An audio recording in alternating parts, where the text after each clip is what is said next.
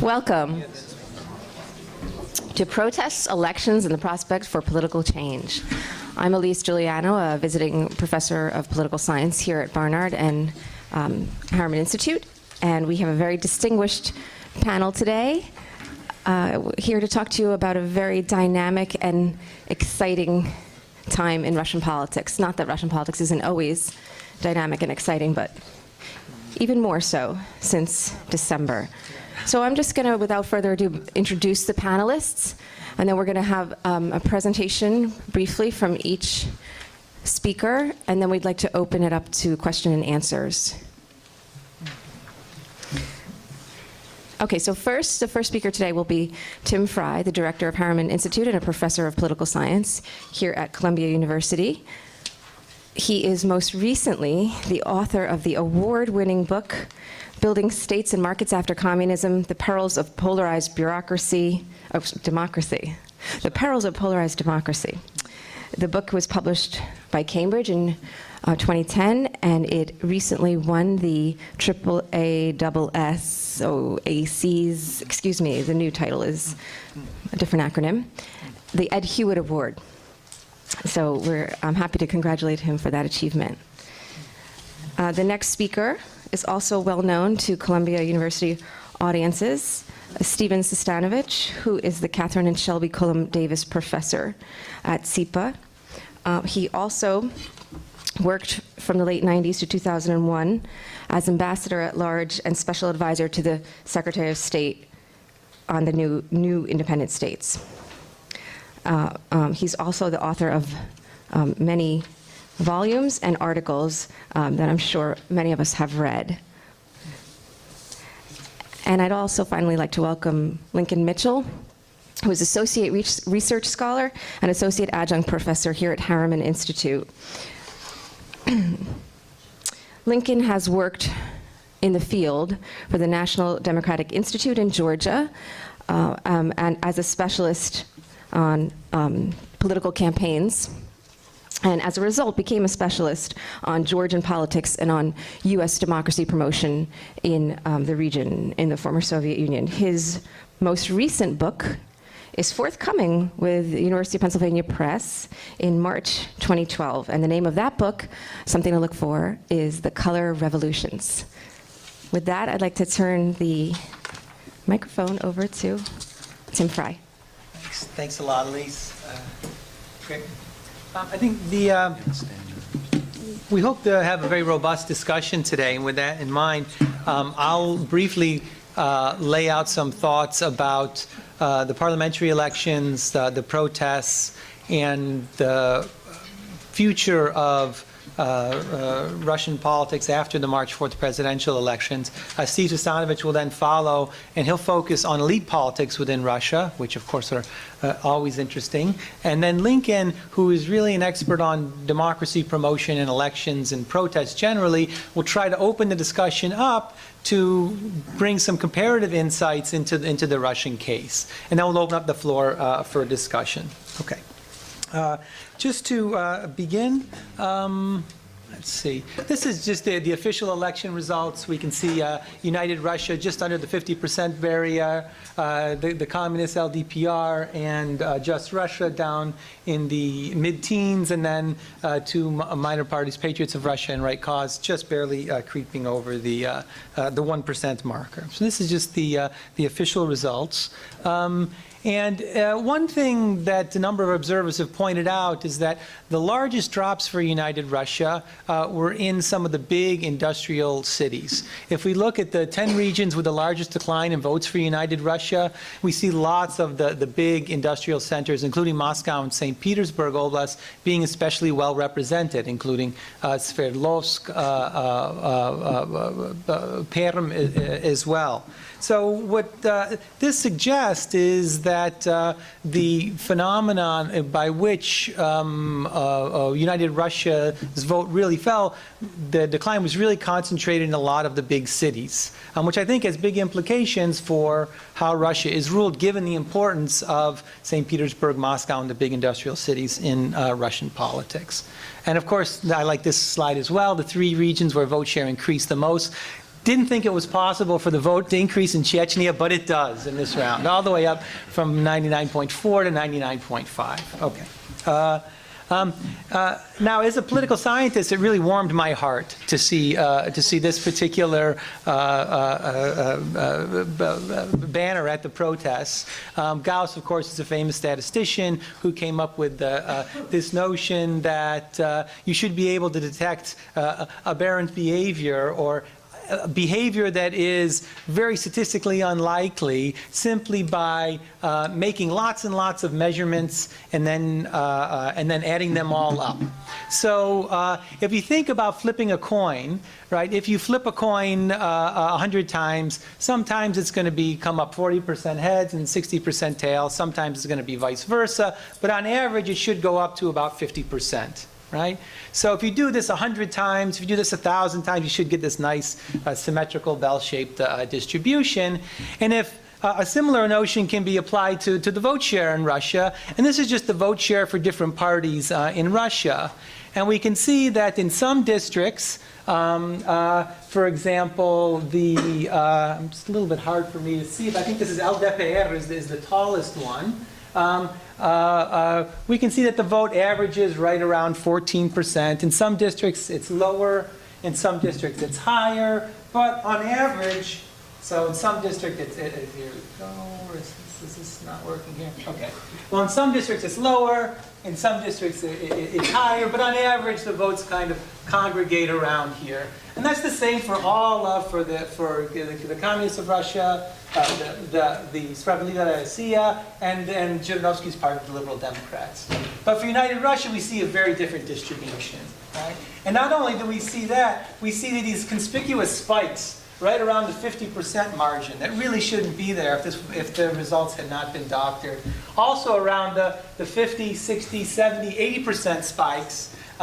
We see these increases in vote share for United Russia that if this process were to happen without human intervention, we should not see those spikes. So it's very likely that vote counters in particular districts where the vote was 49% decide, 49% doesn't look so great, we got to get it up to 50.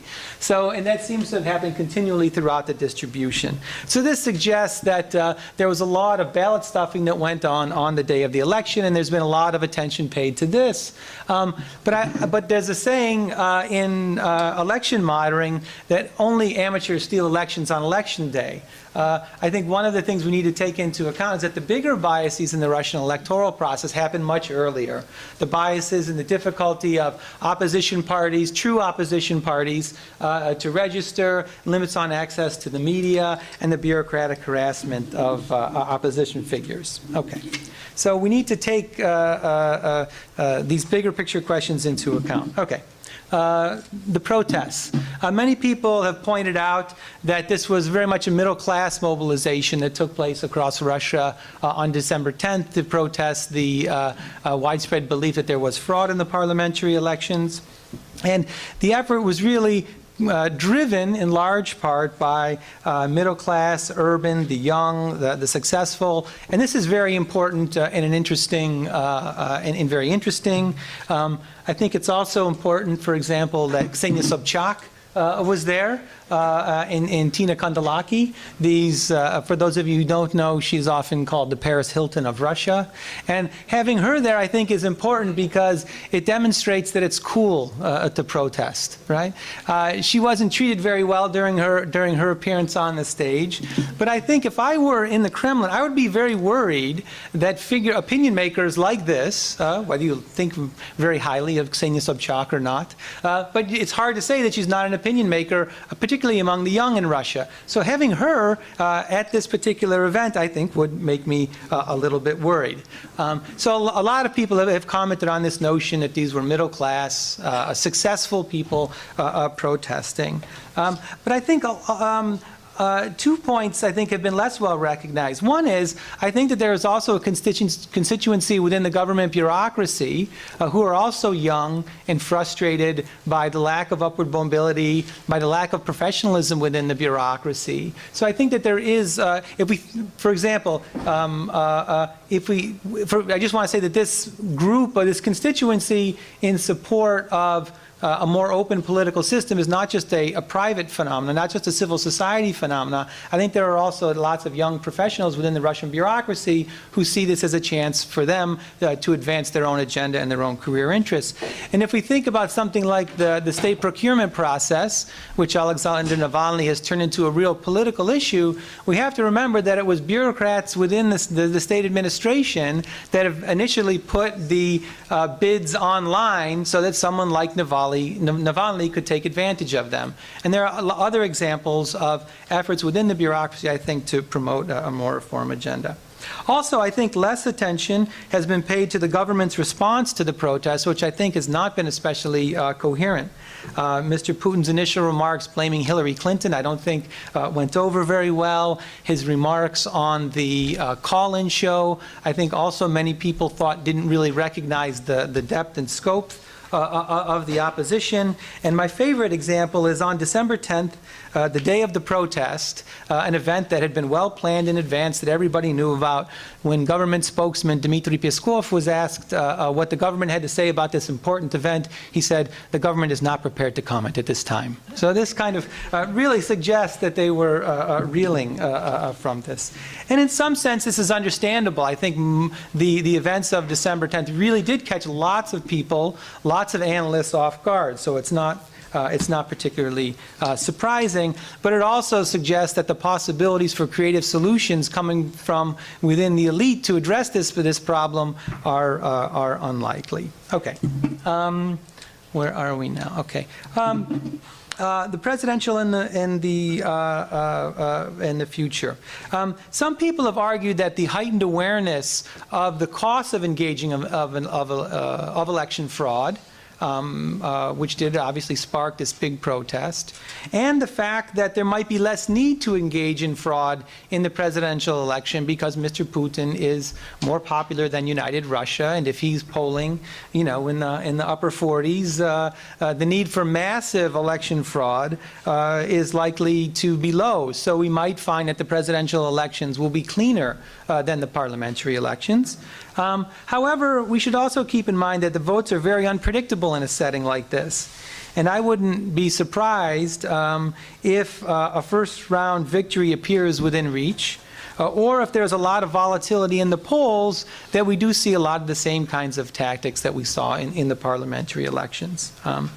I think during the campaign period, such as it is, we will see the Prime Minister Putin resort to emphasizing issues like anti-corruption, moderate nationalism, and the specter of instability should he leave office.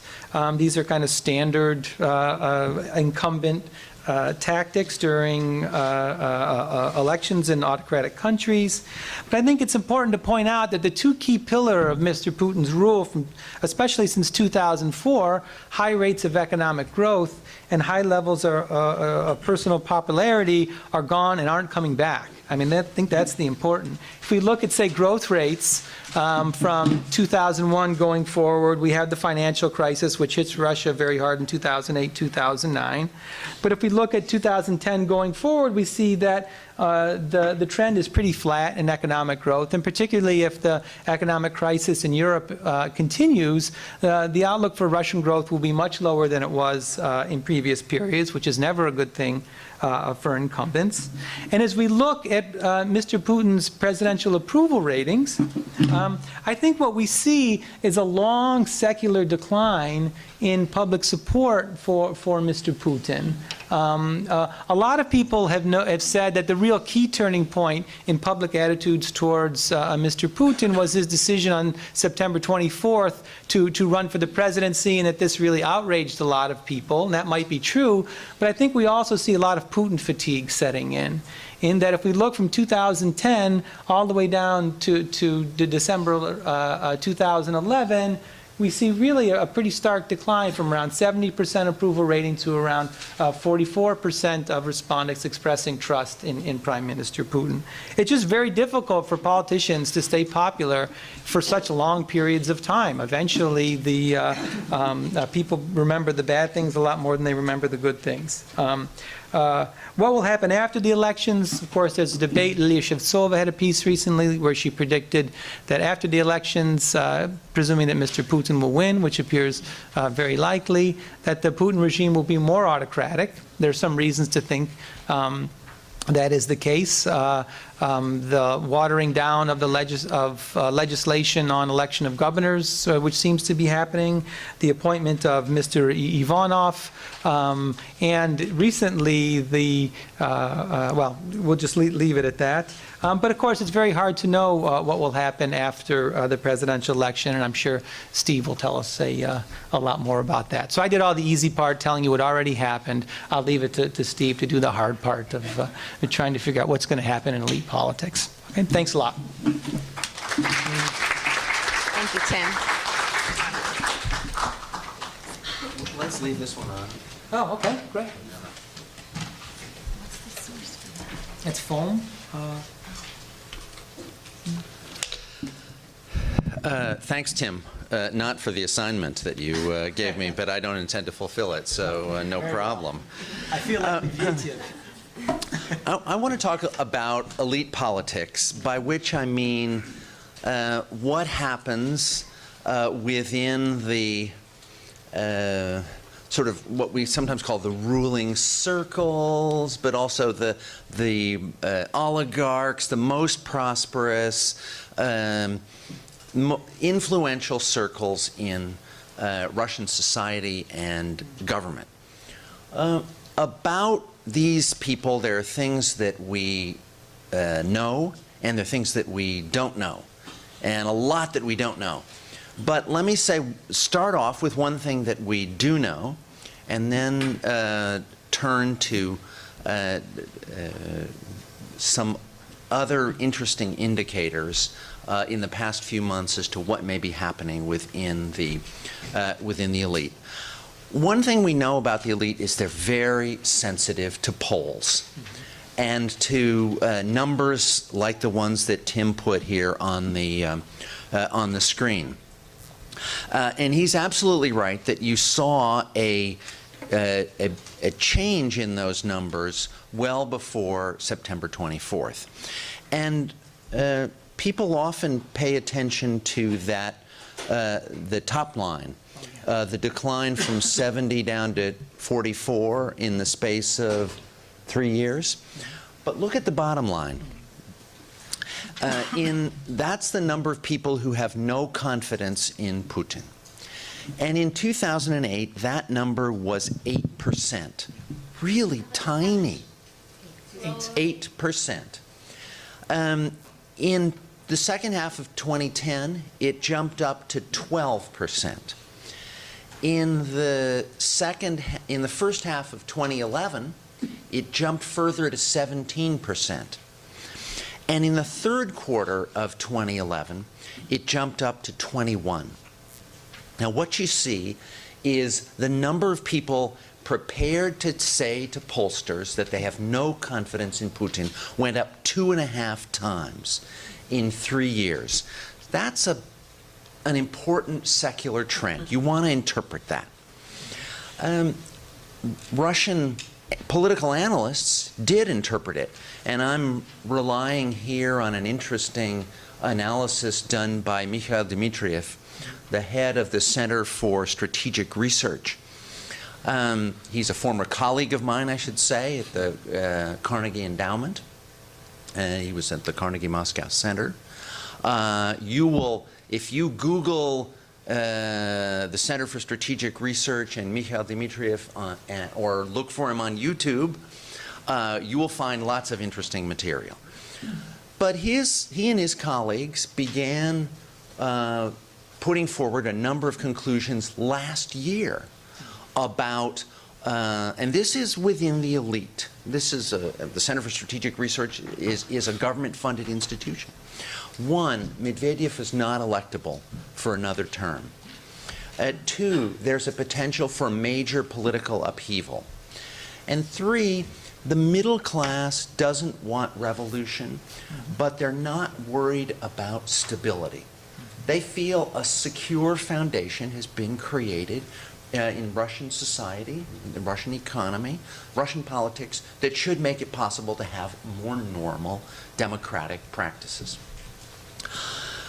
Okay, that's what we know of the results and the poll numbers that people were reacting to. This is perfectly widely available.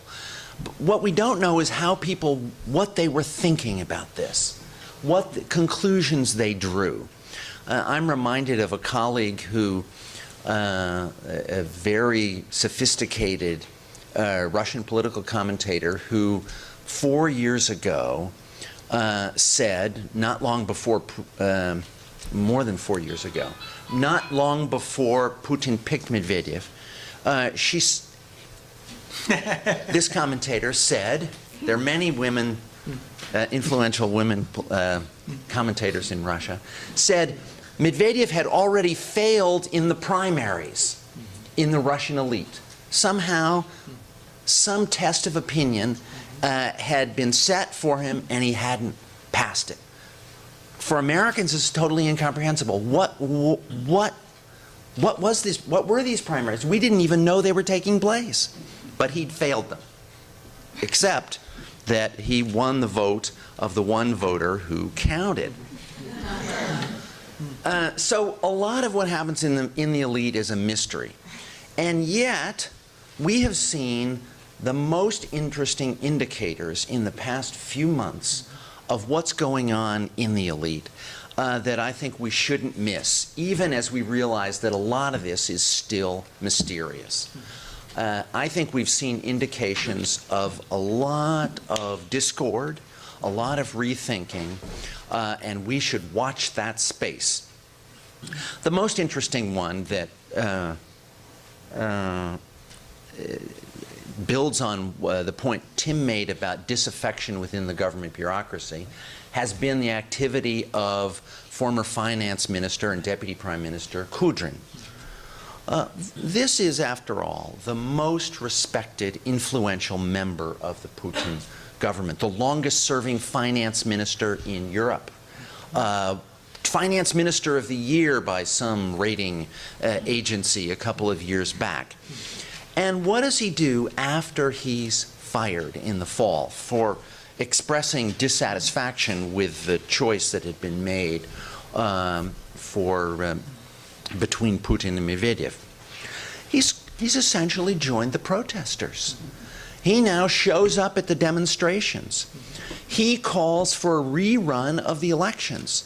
That's the most provocative demand of the demonstrators. And it's supported by the ultimate insider. People used to say of Kudrin that he was such a good friend of Putin's that he would never get on the wrong side of him. We've seen him disagreeing openly now, offering to mediate. It's a little hard to understand exactly what that means between the protesters and the government, but he's not offering to mediate on the basis of no opinions of his own. He's offering pretty radical opinions. It's said that he is closely cooperating and consulting with Anatoly Chubais and his close associate, I'm now blanking on Voloshin's first. Alexander Voloshin. You know, also people who are said to be never ready to get on the wrong side of the authorities. And yet, you see influential figures of the elite now working for the thing that Putin opposes the most, which is treating these elections as invalid. You see the comments of, just to speak of another insider and elite figure, Mr. Surkov, who also has been moved to a new position, but before he did so, gave an interview in which he said, the majority is really the minority, which is to say, United Russia, which claims to be the party, the dominant and ruling party, and the legitimate dominant ruling party, is really only one of a number of contesting minorities. And he said the authorities are growing stupid before our very eyes. And 3 days later, he was out of a job. So you ask yourself, what's going on?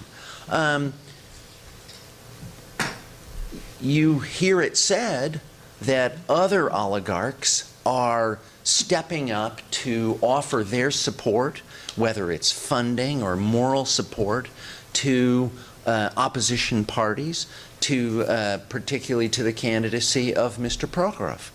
Now, Mr. Prokhorov is, whether he's an opposition figure is disputed, but what you see is different expressions of elite dissatisfaction with what's happening. Let me quickly end with 2 points here. What are the goals of these people in the elite who are dissatisfied with what's going on? How different are they from the protesters? I've said that on one crucial issue, that is whether the elections were valid, there's no difference between Kudrin and the people who have been in the streets. Beyond this, I think it's a little more difficult to say. We can only speculate, and it's possible that many people in the elite who are unhappy with what has gone on, who've been perhaps answering pollsters that they too don't like the fact that that support for and they share this loss of support that you see in the population at large for the status quo. It may be that they have some disagreements. Maybe they would be content with the return of Putin as long as there were more checks put on him, either of an informal or a constitutional kind. How would those be embodied? Maybe through the appointment of figures in the government who are not beholden to him. A reformist prime minister, other cabinet members who were committed to more radical measures,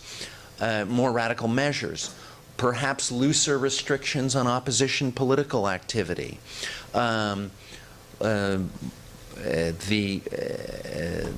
The kinds of measures that President Medvedev talked about last December when he said there should be open registration of parties. Perhaps an agreement that there will only be one more Putin term. Perhaps an agreement that the new parliament will only sit for a year. You can begin to speculate about this agenda. This isn't yet the sort of agenda that is out there in the streets or is being, as far as we know, being negotiated behind closed doors, but it's on people's minds. Let me finish with one thought about the role that somebody we hardly mention anymore played in this transformation, and that's President Medvedev himself, who is now treated as a kind of figure of fun in Russian politics, and who in many ways deserves it. He's not probably got, even though I think he said in the past couple of days he might run for president again, probably not got the brightest political future.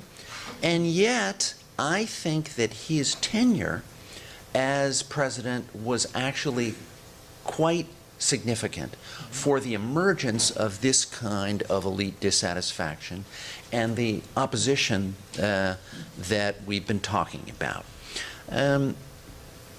The normalcy that he was trying to suggest he had brought to the presidency was, of course, a kind of faux normalcy. And yet, his tenure as president was marked by relentless criticism of Putinism. And that, I think, slowly began to erode the restraints that people felt in expressing their own dissatisfaction with the status quo. I think it began, and this was the result of many other trends as well, but I think he made a little contribution to it which we should recognize. Began to erode fear.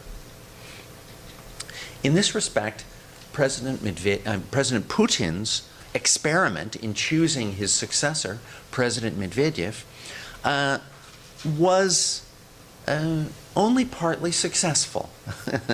His successor created an environment, or contributed to an environment, or certainly supported an environment in which people were much more ready to say they didn't like what was going on. And I think that view is much more widespread than it used to be in the elite, and much more openly voiced. Thanks.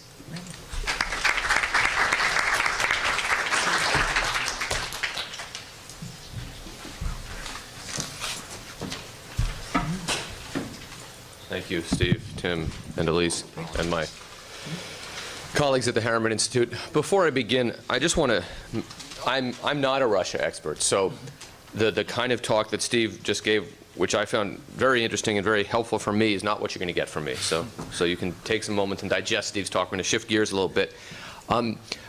I bring an outsider perspective, and in that I'm really looking at this through a comparative lens, because that's really the only lens I have for understanding these events in Russia.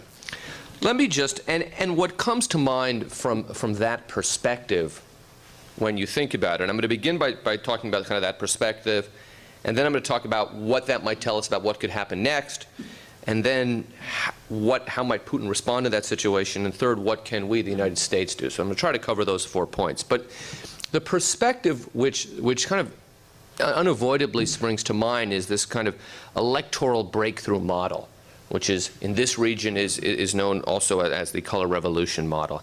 And let me just spend a little bit of time discussing that. So the color revolution model, depending on where you start, has its roots in Chile and the Philippines in the 1980s and 90s, but really, for the purpose of this region, moves to Serbia, Georgia, Ukraine, and Kyrgyzstan, those 4 countries in that order, from 2000 to 2005, where these events really got people to think differently about political development in the former Soviet Union, to think differently about what might happen in the former Soviet Union, to think differently about what elections and stolen elections meant in the former Soviet Union. By 2004 or so, people spoke frequently about the electoral breakthrough model of democratic development. If you were working in democracy assistance, you were expected to know about this, and this was kind of the standard model, and the model went something like there would be a stolen election, and it would be and the regime would try to steal one too many elections. People would get outraged. They would go to the streets. And then, if you remember, I don't know how many remember Gary Larson, the American cartoonist, but he had a cartoon called The Far Side in the 80s, which was quite brilliant. And he had scientists on the board like this, and all the very complicated mathematical equations on one side, very complicated mathematical equations on the other side, and in the middle it said, then a miracle happens. And that was kind of the theory here. Then a miracle happens, and you have democracy. And but there were other elements of that electoral breakthrough model, as it was explained, that are worth keeping in mind here. One was a big part of that miracle happening was the fracturing of the political elites and of the ruling class. And obviously, what Steve was talking about earlier, that really kind of brought that to my mind. In all of those countries, at that time, today's color revolutionary was yesterday's political reformer from inside the regime. The color revolutions were not led by outsiders. They were led by insiders, former prime ministers, former speakers of parliament, former justice ministers, former ambassadors under that government. So that was a very important way of thinking about politics. And then 3 things happened, right? First thing happened is that post-election demonstrations and activities stopped leading to change. So by 2005, you have the color revolution, which overthrew the Aliyev regime in Azerbaijan, and the reason you haven't heard of that is because it failed and didn't happen. In 2006, similar events with Lukashenko in Belarus, which failed and didn't happen. So you have now this kind of evening of the scales, where sometimes the color revolution model works and sometimes it doesn't. Then 2010, in Kyrgyzstan, followed by 2011 in several countries in North Africa, you have what clearly are some kind of breakthrough of some kind, obviously a little premature or just wrong to call them democratic breakthroughs, but they were not linked to elections. So we began to think maybe elections aren't the key part of that miracle happening. Maybe we don't need that on the left side of the equation. And then, of course, what happened is we began to look at the countries where the color revolutions actually had occurred, and we said, maybe this doesn't have much to do with democracy, right? Kyrgyzstan went quickly back into being a semi-authoritarian regime. Georgia became a different kind of semi-democratic regime than it had been, or in some people's eyes, a semi-authoritarian regime. And Ukraine, you know, the Kuchma, Yushchenko, Yanukovych direction of Ukrainian politics is fascinating, but it's not revolutionary in that sense. And what we've learned is that when authoritarian or semi-authoritarian or semi-democratic regimes transition, they often transition to more of the same. Right? The transition can be kind of lateral as well as forwards or backwards. So with that, this is the context in which I think these events are occurring in Russia, which means that expectations, and whether you want to call it optimism or pessimism, depending on where you sit, should be tempered. It is also, obviously, none of us have, at least I don't have a crystal ball, and I don't know what will happen. But there are some, we can look at both successful and failed color revolutions and the responses of leaders in that situation and see at least some possibilities.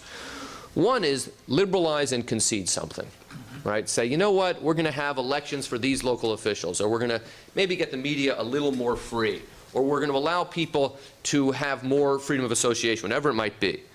The second is ignore protests and hope they go away, right? It's going to get chilly, to use in Russia, or look, people get distracted, we'll have, you know, the Olympics or something, but not, you know, that's 2014. And the third is to crack down, right? To arrest some people, to bang some heads, to put some people in jail, to tighten the laws, right? And when we've seen, if you were to guess which direction is Russia going, seems like that's the most likely. None of these are perfect, right? Liberalizing is very hard. Once you liberalize, you empower those reform elements within your government who become tomorrow's color revolutionaries. You build, social movements build, they become stronger. People aren't just happy to have more freedom, they use that freedom, right? So it's not a great way to stay in power. Ignoring protests, that's kind of a high-risk stress. There's no cost to it, but it's a high-risk strategy. There's no reason to think they're going to go away, especially in the particular case of Russia where there's another election around the corner. So that seems like an unwise strategy. Cracking down, now this is a very high-stakes game, right? Because you put too many people in jail and suddenly you have a full-scale revolution on your hands. However, this is the one that's been the most successful. This worked for the Aliyev regime in 2005. It worked for Lukashenko in 2006 and 2010. And most notably, and often forgotten, where it worked, I think, in the most clearly was in Tiananmen Square in 1989, which was almost a quarter of a century ago, and has brought the Chinese leadership, kept them in, helped keep them in power for another 25 years. Having said all that, and having said that there are not a lot of easy options here, it is going to be tough for Putin to put this genie back in the bottle. I wrote a piece on this called "Something is Happening and You Don't Know What It Is, Do You, Mr. Putin?" I hope some of you get the illusion. Something has changed. He can't go back. You can't roll this back. So what do you do? And looking not just at the color revolutions, but looking at the events in North Africa last year, what can you do?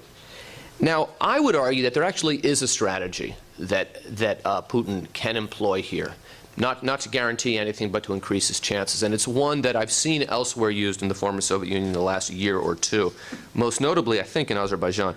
And the lessons of the color revolutions were clear, and they were learned by nobody better than Putin, right?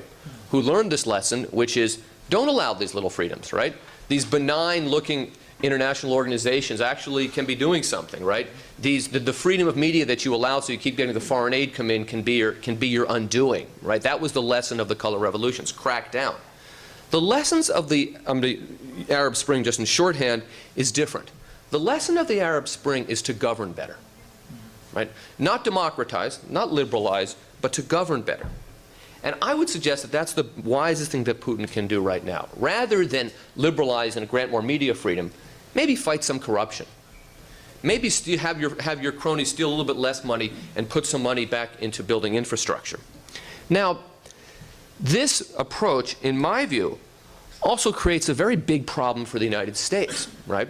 And we can get to more of that in a second, but just for now, the United States views democracy and governance as two two parts of the same project, the two sides of the same coin, that good governance is both caused by and leads to more democracy. However, that's not always the case. Good democracy often can lead to better governance, but the reverse is not true, right? However, all of our strategies are better, but it's easier to support good governance. It's easier to go to a country and say, we want you to obey laws rather than we want you to have fair elections. So we're kind of set up that when a country starts governing better, we see that as a sign that they're democratizing and we back off, but it's often not. A last option for Putin, which is worth thinking about, is to create a distraction, right? This is something that leaders do all over the world when things are bad. You distract. And in a country that is where the government relies on, at least to some extent, some kind of nationalism to keep it as the kind of ideology, and parenthetically has countries which are neighbors, which also rely on very kind of hyper-nationalist regimes, and where there are disputes going on between those countries, this can be a rather volatile situation, right? So it is. If you're sitting in the Kremlin right now, every day that people are talking about elections is a bad one. Every day that people are talking about, for example, Georgia is a good one, right? Now, if you're sitting in the new chancellor, in the new presidential palace, which the American government built in Tbilisi, every day that people are thinking about elections and this billionaire who can't run for office because he's not really Georgian, even though his last name is Ivanishvili and he was born in Georgia, is a bad one. And every day that people talk about Russia is a good one. So there is some potential volatility there as well. I'm just going to end with this, and I'm going to be brief because I have to be, because I don't have much to say on this. What can or should the U.S. do right now? And before I attempt to answer that question, which I don't have an easy answer, I would just underscore that it's important, really, it's the first half of that question that matters. What can the U.S. do right now? We can play the should game a lot, but what can a country do right now that has demonstrated probably decreasing returns on being able to influence outcomes in that part of the world, a growing domestic sentiment towards pulling back generally from being involved in the rest of the world, and don't have any money left.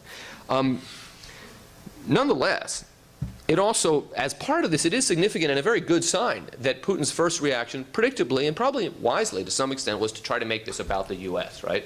Those people were out there on the streets because Hillary Clinton had some nefarious plan rather than because the Russian government stole an election. To the credit of the Russian people, that didn't really fly. So that's good, and that suggests the United States might be in a better position than our most pessimistic thoughts would suggest, but there's still not a lot that we can do. In most of these breakthroughs, particularly the post-color revolution one, we've kind of been on the sidelines, in Kyrgyzstan, in North Africa, and we've had a very limited ability to influence these events, right?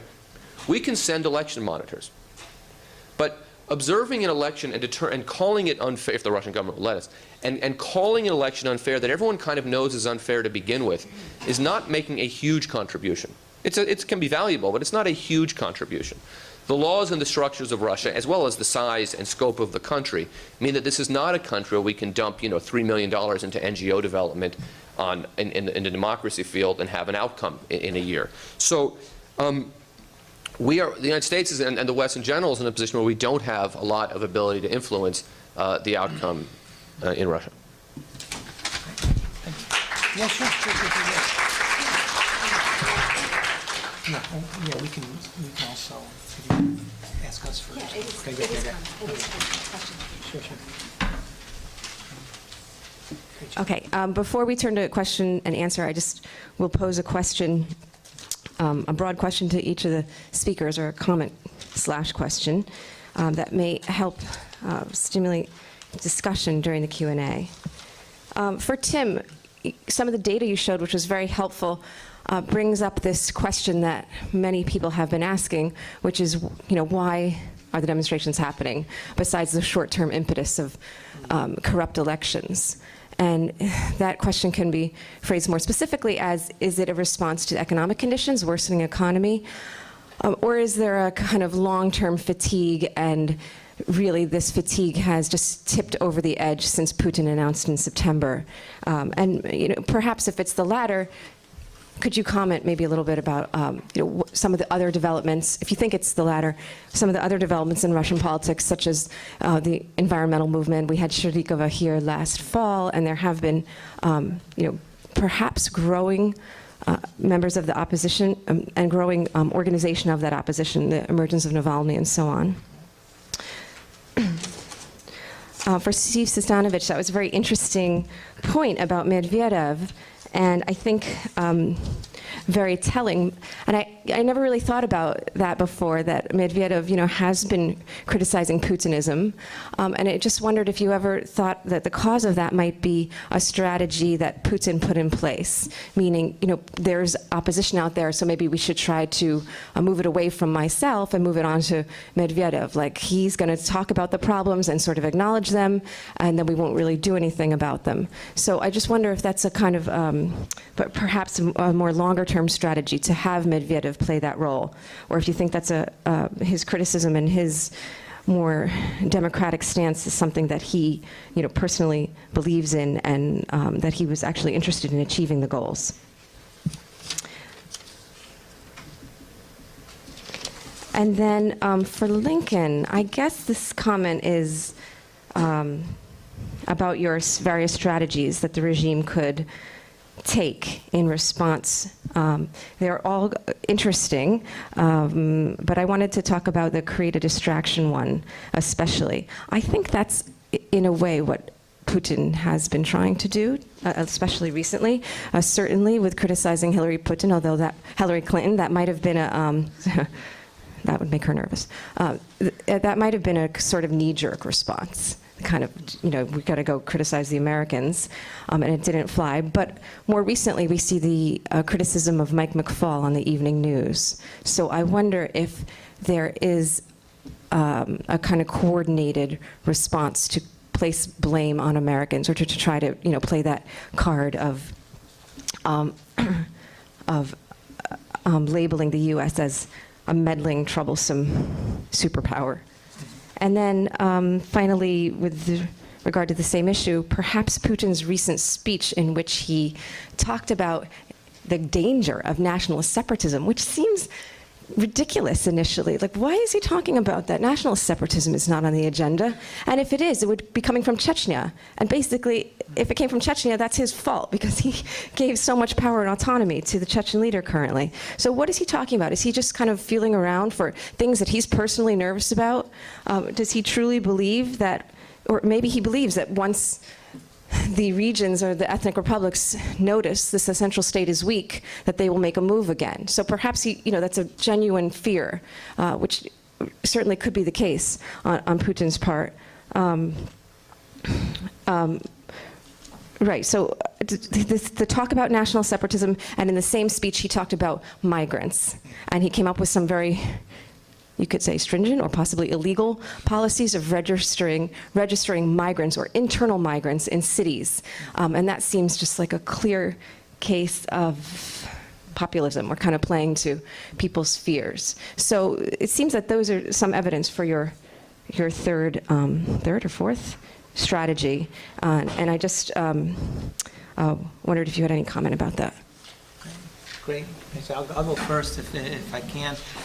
Thanks, Todd. Those are really good comments.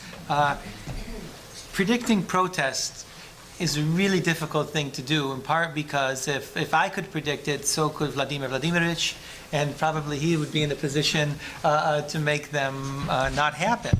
So it's not surprising that we're almost always surprised by demonstrations that tip over from these very heroic examples of individuals who are protesting and bearing high costs, and then Lincoln's miracle happens, and everybody realizes, hey, I feel the same way, and look, everybody else feels the same way, so we're all going to go into the streets together. I'm not a big fan of arguments that Facebook changed the world, and that, 1989, there were a lot of people on the street, even before Mark Zuckerberg Was he even born then? He was born then, but maybe just barely. So it's not a necessary condition. But I think in this case, what Facebook did is you had this counter, and people could go to the counter and see all the people that were committed or said publicly that they were going to go to the demonstration on Bolotnaya Plощad on December 10th. So I think that helped people reveal information that they and people like them felt the same way. And I think that did have a role in spurring people to go to the square. So I don't think that the protests were a response to the economy. The secular decline in growth that I talked about it will make it will change the formula that Mr. Putin will need in his. Do we call this the second term, the third term, or the fourth term? I don't know. If he comes back in March, the fourth, the third, the fourth, however legalistic you would like to be. So I do think that the state of the economy will play a bigger role in constraining Mr. Putin, and it will embolden people to criticize him. But I don't think they had much to do with the protests. And one person that we haven't talked at all about is somebody, let's see. Oh, you turned the screen off? Okay. Well, anyway, we can leave. Is Mr. Navalny, who has become in some way the unofficial leader, should we say, about these demonstrations. And he's a very interesting character, and we can talk more about him, but I don't want to steal the floor. But I do want to recommend one thing, is if you want to gain some insight into his psyche, go to his Twitter page or to his LiveJournal page, and his avatar, for those of you who've seen it, is two sumo wrestlers, one with his hands on the throat of the other. So this is clearly a kind of macho guy who is really trying to. It's too bad you can't all see. Maybe at some point we could. Well, you can flip it back on just for your pure. A little bit of eye candy. So, no. But I do think this is in some ways. And also, basically, his LiveJournal and his Twitter are something that you should be following, because there's lots of interesting stuff on there. Very recently, there was a debate between him and Akunin, where they had a very interesting debate on nationalism in Russia. So this is his avatar that he chose as his symbol for to announce who he was to the world. So, for what it's worth. I'll turn the floor over.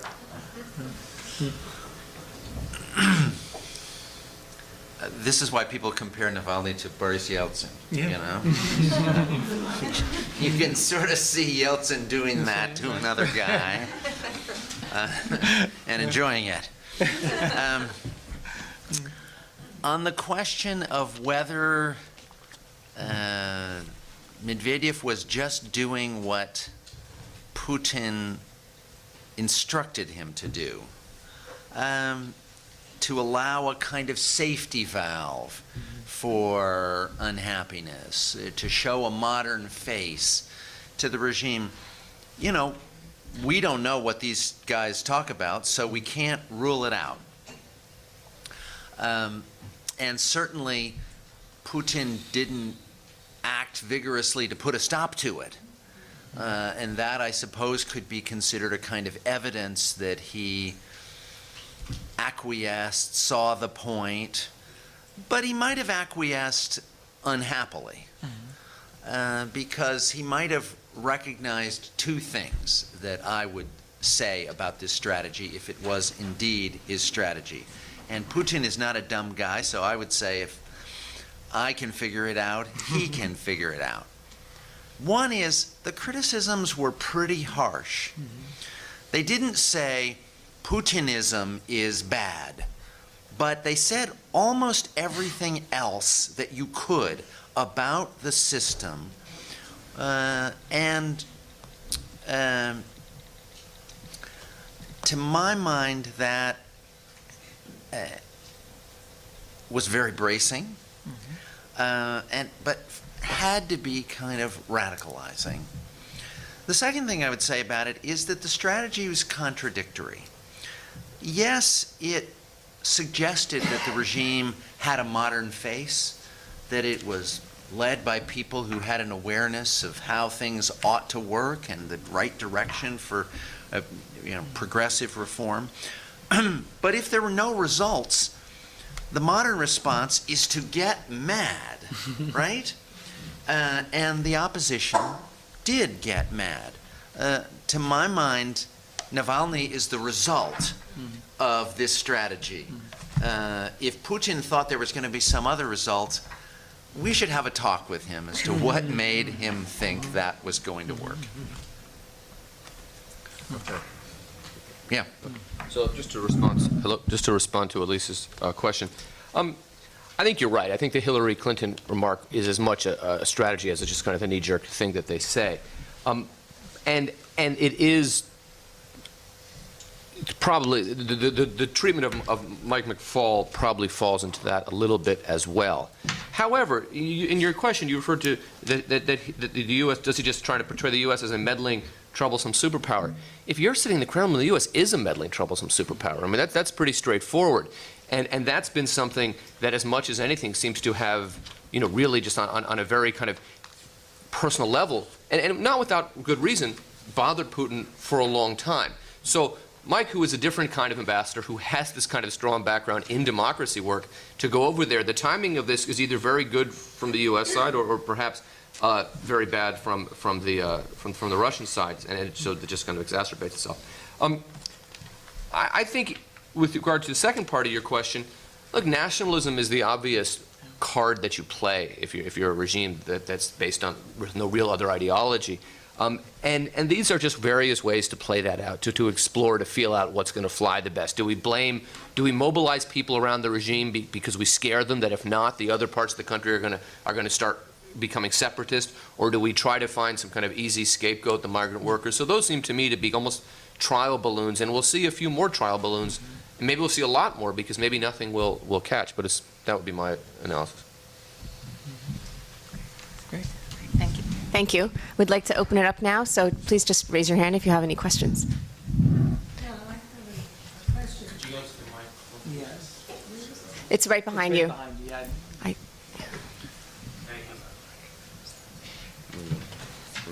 Hi, I'm Dr. Polner. I'm president of Cinema Verite. And my question is for everybody, really, is that all of you have stated some very interesting things, but it may very well be, as was noted, suggesting that you mentioned the Arab Spring. The Arab Spring may very well lead to an Islamic State, and democracy may, in the end, turn into what is not our idea of democracy. Same thing in Russia, where Putin is probably going to win again, as everybody has stated. What's to stop him after he has won, potentially for another 8 years, to create another an incident, blaming the Chechens, an attack on a theater in Moscow or what have you, beating the head or whatever, however you called it, and then everybody says, instability is back, that's why we need Putin. Thank you. Do you want to take a couple questions? Yeah, let's take a few questions, and then we'll have the panelists. Okay, respond. And please introduce yourself. Michael Rifkin, President Emeritus, Association for the Study of Nationalities. There is one item which was not discussed, I think extremely important, is the role of the three parties which are in the parliament. Because I have seen already graphics coming from Moscow calculating the results of this election, parliamentary election, if without cheating, discounting the cheating, that shows that two parties, the communists and the nationalists, the liberal Democrats, would have gotten the majority. Now, is this a desirable outcome for the liberals? Is this not the situation of the Muslim brotherhoods in Egypt? This is, I think, something which you should discuss. One more question over here. My question is to everybody.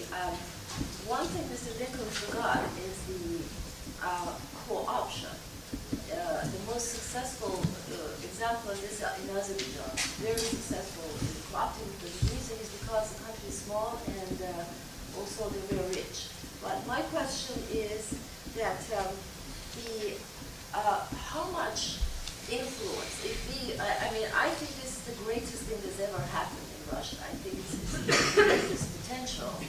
And unlike anywhere else, I think this is very much in tune with the Western democracy. The question is, how much outsiders have influence on the Russian government? We know that recently we have United States is now getting closer to China, and Russia might be more, isolated in that term. So, to what extent EU and US has really has tools or potential for influence? What's the pressure on Russia? Is it susceptible to pressure, or do you think the Putin administration will be pulling nationalism and backfire? Okay. You want to start? Yeah, sure, I'll start. I think we've seen incidences already of signs being sent that instability will be the inevitable result of a weakening of Mr. Putin's position. And this is, again, a tried and true strategy of non-democratic leaders and democratic leaders as well, for that matter, when they're threatened politically, is to say, look, things are going to be a lot worse without me, and you'll be glad, or you'll be sad that I left the stage. I think in this case, though, one group, for example, that might have been counted on to be afraid of instability is the investor community. But I'm not sure that's the case. I think they see a lot of the costs and the instability of dealing in Russia, even with the current government.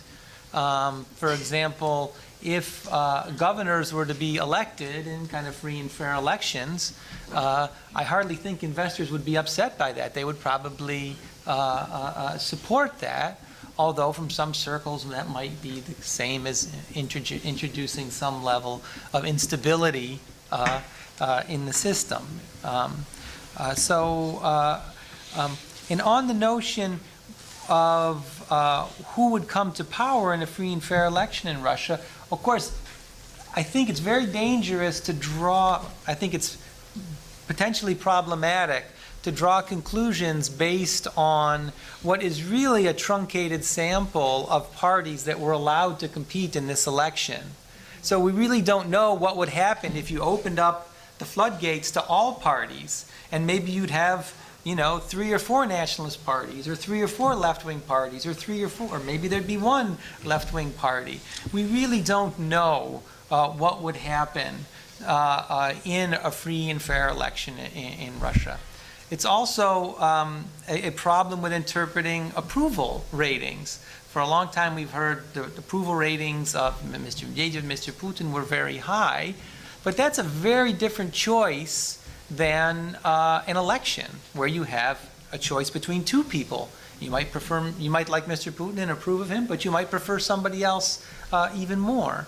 And once you introduce a campaign where people are allowed to criticize and to, think how volatile a Republican primary has been, or politics can be.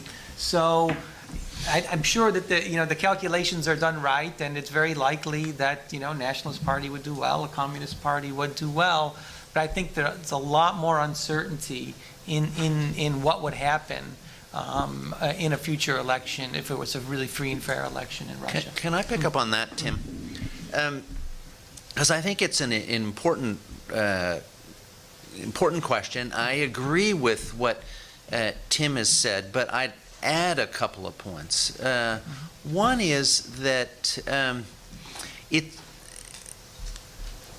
people are in fact genuinely afraid that if there's no space created for legitimate democratic opposition, then you in fact do get a radicalized opposition, and you get a greater risk of instability. And that's why people like Mikhail Dmitriev, whom I was quoting at the beginning of my talk, are saying that the survival of a democratic regime depends on allowing an outlet for parties that have been kept out of politics. They're saying it's a very risky strategy to try to have the only opposition in Parliament be the communists and the nationalists. And I think they're right about that, and I think they're getting much more of a hearing. The second thing I'd say is, yes, whenever you have a political changeover of the kind that may be in store here, if you were looking at a significant move toward some kind of coalition, governments say some instability results from that. That's what political transitions are about. The issue is who's responsible and how big will, how significant will that instability be. I think the argument, to come back to my topic, that is getting more of a hearing in the elite is you need to have a strategy for a soft landing, or else you're going to have a hard landing. For non-democratic leaders, it's very important to get the right opposition. And much of the political work you do is to make sure that that's the right opposition. It's very important who finishes second. If you get 70% of the vote in a presidential election, and you beat the liberal democratic reformer who the West likes 70 to 30, you're going to have some problems. If you beat the old communist or the radical nationalist, no one in the West is really going to get that upset about it. Similarly, imagine if the poll results aren't up there now, but imagine if the parties coming in second and third were kind of democratic, Western-leaning parties, you'd have a very different response. So much of the good, and the good, I'm not talking value good, but the successful political work done by the Putin government over the last decade has been to make sure that these are the parties that will come in second and third. The problem that creates for the West in the extreme case is in situations precisely like Egypt, where if you have the right opposition, you can, and you're not a Democrat, you can still get support from the West. The problem is you can't always get support from your people. And at the end of the day, that's what brings down a Mubarak in Egypt. I don't think we're necessarily there yet with Russia at all. But that's the problem that Putin ultimately will confront. As far as what's to stop him from cracking down, look, he can crack down. That's very much an option that's out there. I kind of laid that out. He can make up that distraction. He can not make up that distraction. It doesn't matter. But cracking down when you're at 70% in the polls and really control the media is very different than cracking down when you're at 45 and 50% of the polls and, there's various other media and other ways of communicating with voters, and that becomes, instead of making yourself more stable, it begins to undermine that stability. That's the dilemma which the Putin regime now faces, and that's why the easy option isn't necessarily there. Yeah, it's interesting. We might think of whether we'll get the return of Putin 2000 to 2003. Where he did work fairly successfully with a broad range of groups within Parliament to help legislation get passed, or the Putin of the kind of 2005 to 2008 period where he arguably didn't need to do that, but he didn't in any case. Hey, can I just add one thing on this question of a crackdown? Is I think it's a kind of principle unstated, although sometimes stated, of the Putin regime that while this may be autocratic rule, it's not going to be bloody. And it's one thing to shed a lot of blood against a Chechen opposition that you can say is terrorist, violent, and supported by Al-Qaeda. And that is blowing up apartment buildings in Russian cities. It's another thing to shoot democratic demonstrators, and I don't think there's a lot of confidence in the regime that you could get soldiers and policemen to do that. In fact, it would really be a desperation move that could be the end of the legitimacy of the Putin regime. I think they're desperately afraid of needing to resort to bloodshed.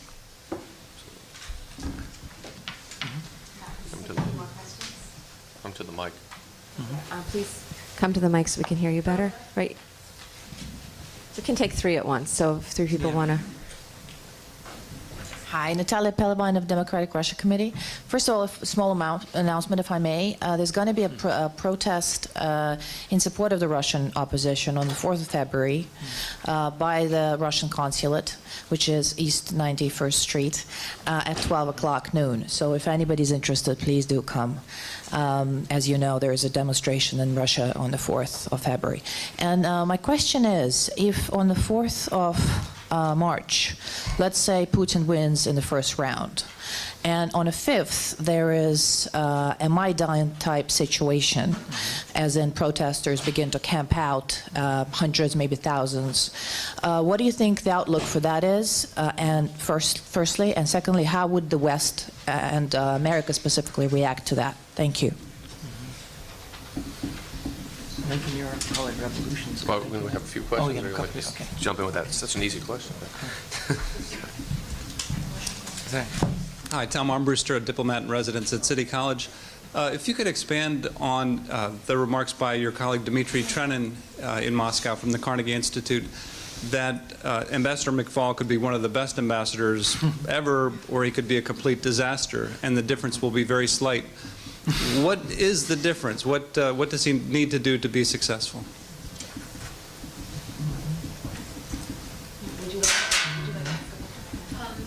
Christine Lagarde recently spoke in Europe, and she said that she was afraid the Europeans would expose themselves to a 1930s notion. They would be too insular, and they would cling to a rigid ideology.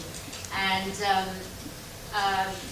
Russia, in a way, is part of Europe, and they look to Europe in terms of economic integration or relationship. And do you think that that they're aware of this? I mean, in terms of, you know, in terms of the importance of opening up politically, that might in turn influence their economic policy, you know, because they're afraid, I imagine they're afraid of an economic slowdown. You know, right now they're quite strong in terms of being, you know, powerful economic engine. But do you think this might influence them, you know, in terms of, Europe influencing Russia and vice versa? Want me to start? Yeah, why don't Okay, so I'm going to start with the question about Mike McFaul, then I'll move on to the first question. I think to a large extent, Mike, the success or failure of this ambassador will have a lot to do with things that are kind of out of his hands, how this plays out in Russia. I think, so to that extent, I don't feel it's appropriate. I think he's doing a good job, but I don't want to get into the nitpicking. He's only been there a few weeks. But how this plays out, if there's a democratic breakthrough, Ambassador McFaul and the Obama administration will be poised like the rooster to take credit for the sunrise, and I'm hoping that is the outcome. But if not, if there is a souring of relationships, it will be very easy to point at an ambassador who is not afraid to speak his mind on some of these issues. With regard to your question, which I take it as a two-part question, one, do you think this could happen? And secondly, what would be the reaction in the West if it did happen? So let me try to take those two pieces. The first half of that, and this is where I defer to my Russia expert colleagues, is it is important to have something to mobilize around, right? So so in Ukraine, it was Yushchenko, right? He became the person that it was a very clear one race, and the country was very divided. If that begins to emerge, not that it has to be a 49-49 race, but if that begins to emerge where there is a feeling that some other candidate either had the election stolen from him or her, or was treated so egregiously unfairly that you can mobilize around that. Notably, in Georgia, for example, the main demands of the opposition parties were simply that the Saakashvili's party, the National Movement, all they wanted to was win first place, which they got more votes than everybody else, so that was not an unreasonable demand. And Zhvanya's party, that they break the 7% threshold. The exit polls showed them around 8 to 10%, and the returns showed them around 5%. I was at the time working closely with these guys, and I was told by senior people in both parties that if the Shevardnadze government had agreed to that, they would have just called off the demonstrations. But they couldn't get people on the streets with that demand.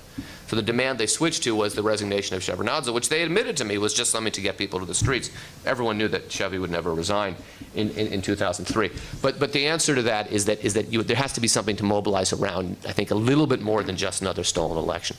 What will happen, and what will the U.S. do? This is an intriguing question, not least of which is because that it will occur, I think, and it's another question, but I think after the Republican nomination has been wrapped up by a smart and kind of, in that sense, not nutty, which makes him a minority in his party, but not nutty candidate who is given to rather hawkish views on foreign policy. And I'm speaking of Mitt Romney. If it's Gingrich, it'll be even more extreme, where what will happen is that you'll have, in the middle of a close presidential election, in March, 8 months out in America, that counts as the middle, will be a government in Washington that has to actually think about policy and think about, even though their hearts, and certainly the ambassador's heart might be, let's go all in with the Democrats. There are political things to be considered. You go all in with the Democrats, you might get some other problems in other parts of the world, and then the small d Democrats in Russia, I mean. But a Republican opponent who will be on his internal polls trailing and knowing that, and will see this as an opportunity to stake out a position beating on this very common Republican meme that the United States has abandoned its friends because we no longer give any foreign assistance to countries like Israel or Georgia, right? I'm joking. So it will become a policy with which a Romney campaign can run, and with no risk, because just as McCain took a very hawkish position on Georgia during the Georgia-Russia war because he had to do something to shake up the race a little bit. So that will how it will affect the political dynamic in the United States, which will likely push the Obama administration to do more than it otherwise might like. Again, the question is, what can it do? Right? This is a big country. And this is a big country that unlike, say, Ukraine, is not a battleground between Russia and U.S. for influence, because Russia's the country. So it makes it much tougher. Can I just add one thought to this? I think you're pointing toward a real problem for the protesters, which is how to keep going, how to keep the size of the crowds increasing. February 4th will be a test of that. Can they get a significantly bigger sized crowd than they got on December 24th? And if they do, what do they do after that? And what do they do on March 5th? The political strategies for continuing mobilization that's their big question right now. And whether they can find a way to do it, we don't know. But I would say if the demonstrations do keep growing, and there is a real momentum here, if they really are tapping into popular feeling that extends beyond the ring road in Moscow, then the course of events is not going to depend very much on the West's reaction. And here I disagree with Lincoln a little bit. I think this is overly intricate about the United States. We're going to be, as the United States always does in such situations, playing catch-up. That was the American response on August 19th. It was the American response in Tahrir Square. The real center of the action will be between the people and the people in the streets and the people in power. And the Western governments will be positioning themselves nervously, trying not to get too far out front. That won't be a risk. Not to keep too far behind. The reason I ask that is because the security of the protesters, and I'll be one of them, will very much depend on how the West will react, as I think everybody here probably understands. Because I personally, I'm sorry if I'm cutting in. I personally disagree that Putin is completely bloodless. I think he already proved that he is capable of really hardcore actions with Moscow theater siege, gassing, etc. There's a lot of examples of that. So I don't think he personally would hesitate to use force. It will be other aspects of, it will be other factors that will stop him from doing it. So that was why I asked the question. Thank you very much. Sure.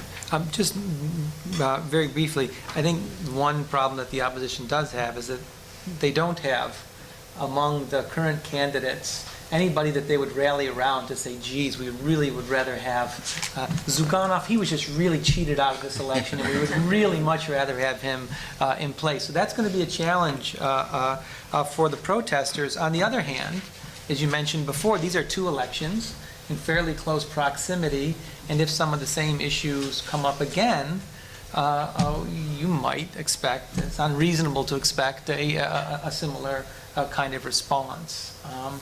On the other hand, if Mr. Putin is still polling in the mid-40s, and if he is able to win, particularly win in the first round, without there being a widespread perception of vote fraud, then the protesters, I think, are really in a difficult place.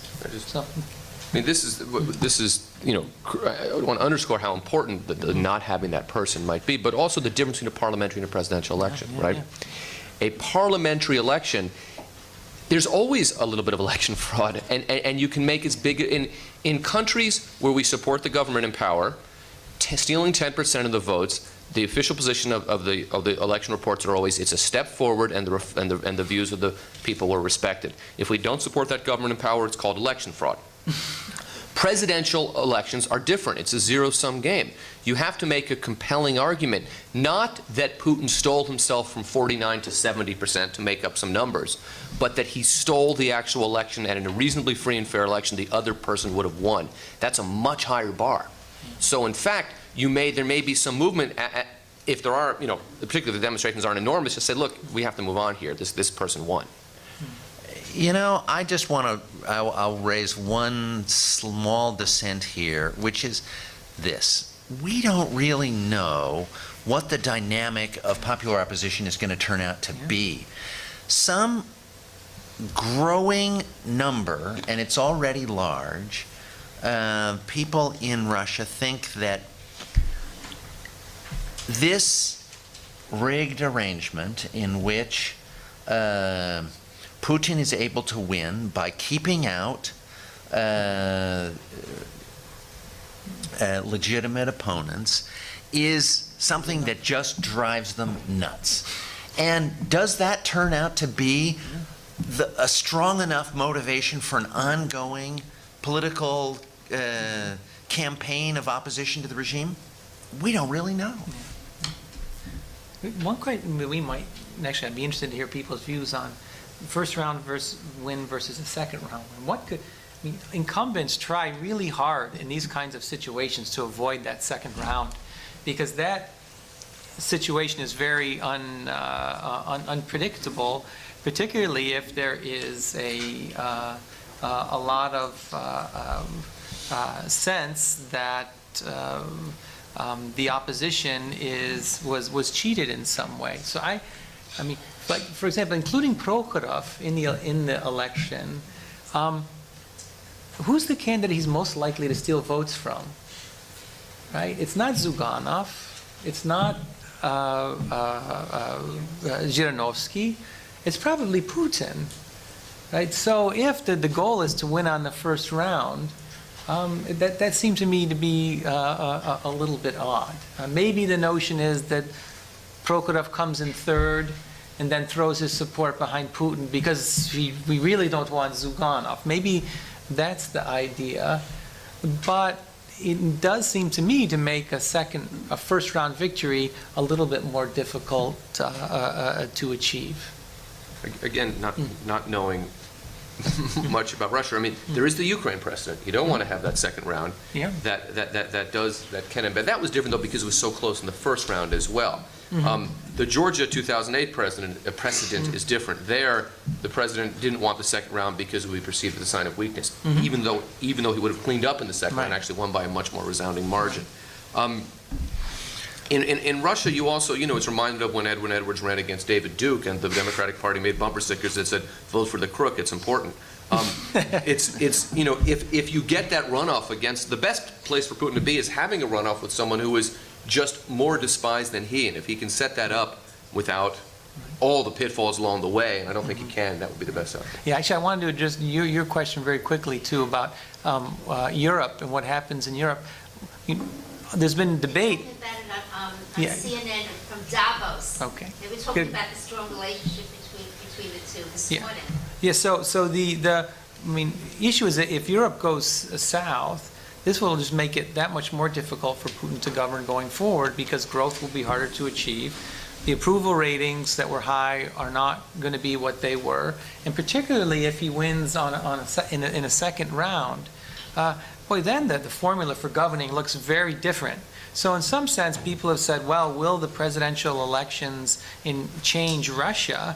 Well, in Russian politics, in some sense, they already have. I mean, that this room is full, I think is testament to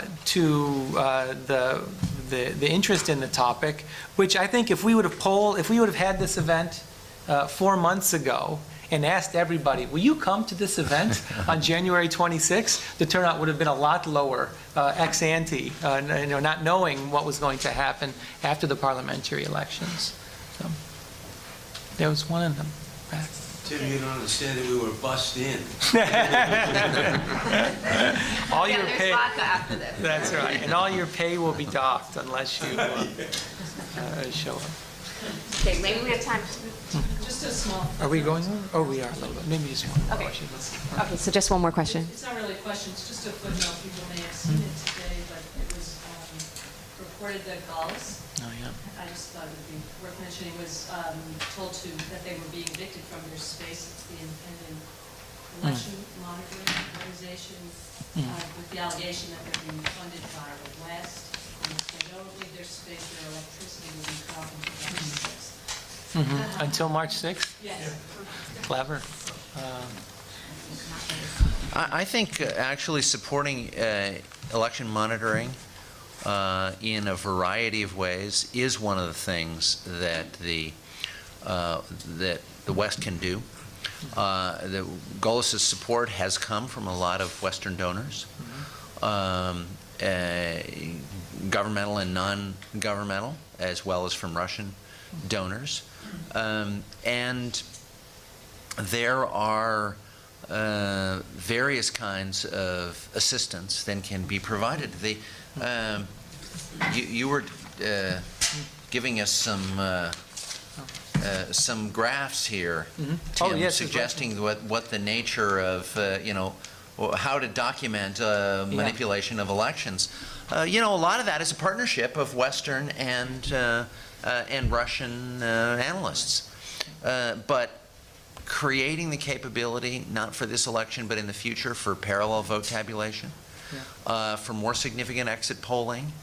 Those are non-interfering mechanisms that do make it possible for people to have confidence in their election. Seems to me a very worthy sort of support. Thanks a lot.